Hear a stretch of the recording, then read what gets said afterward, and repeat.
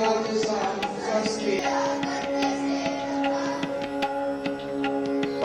बोलचाल की भाषा में जो कहते हैं धर्म, वो अपने धर्म का पालन करें। धर्म है क्या?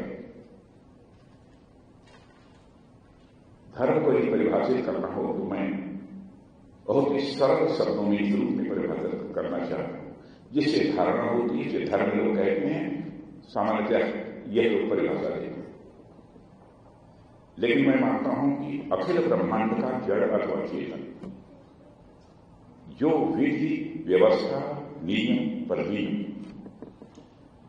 इस अखिल ब्रह्मांड के जड़ अथवा चेतन के अस्तित्व की सुरक्षा की गारंटी देते हैं, उसे ही हम धर्म कहते हैं।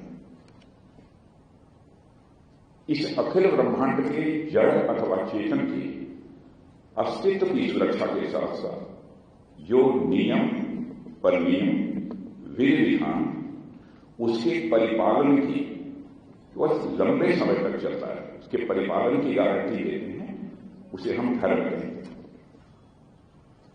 वैसे ही तीसरा स्टेप यह होता है कि अखिल ब्रह्मांड के जड़ अथवा चेतन के अस्तित्व की रक्षा उसके परिपालन के साथ साथ जो विधि विधान नियम परनियम उसके विकास एवं संवर्धन की गारंटी देते हैं, उसे हम धर्म कहते हैं। यही धर्म है।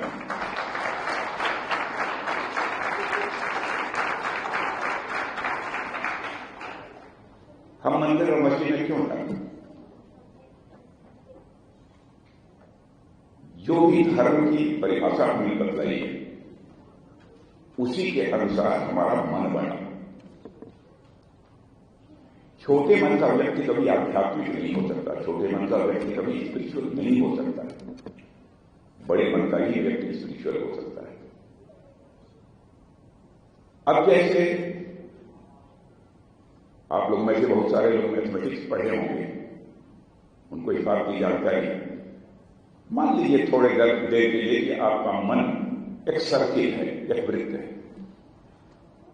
मैं कह रहा हूं कि मन आध्यात्मिक होने के लिए मन बड़ा होना चाहिए। हम क्यों अपने सिर क्यों झुकाते? छोटे मन का व्यक्ति सिर झुका के कुछ प्राप्त नहीं कर सकता। सिर झुकाते हैं वही अहंकारी व्यक्ति सिर नहीं झुका सकता। जिसका मन बड़ा होगा वही सिर झुका सकता है। तो मान लीजिए कि मन एक सर्किल है। मन कभी सर्किल नहीं होता, मन की ऐसी कोई आकार प्रकार नहीं है, लेकिन समझने के लिए मान लीजिए थोड़ी देर के लिए कि मन आपका सर्किल है।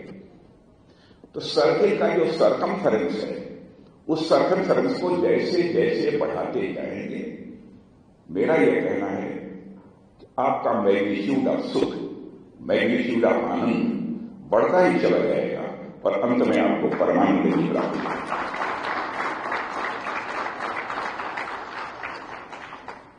इसे मैथमेटिकल इक्वेशन में कहना हो तो हम कह सकते हैं कि सर्कमफेरेंस ऑफ मन is directly proportional to the magnitude of सुख। जैसे जैसे मन की परिधि को बढ़ाते चले जाएंगे, आपकी सुख की मात्रा बढ़ती चली जाएगी। छोटे मन का व्यक्ति सुख प्राप्त नहीं कर पाता। तात्कालिक सुख तो तात्कालिक इच्छा को पूरा करके प्राप्त कर सकता है, लेकिन जिसे सुख कहते हैं वो प्राप्त नहीं करता। एक सुख होता है, एक आनंद होता है। जब परमात्मा की प्राप्ति होती है उसे हम परमानंद कहते हैं। तो परमानंद कैसे प्राप्त होता है? उसके लिए उतना ही बड़ा मन होना चाहिए। अब सर्किल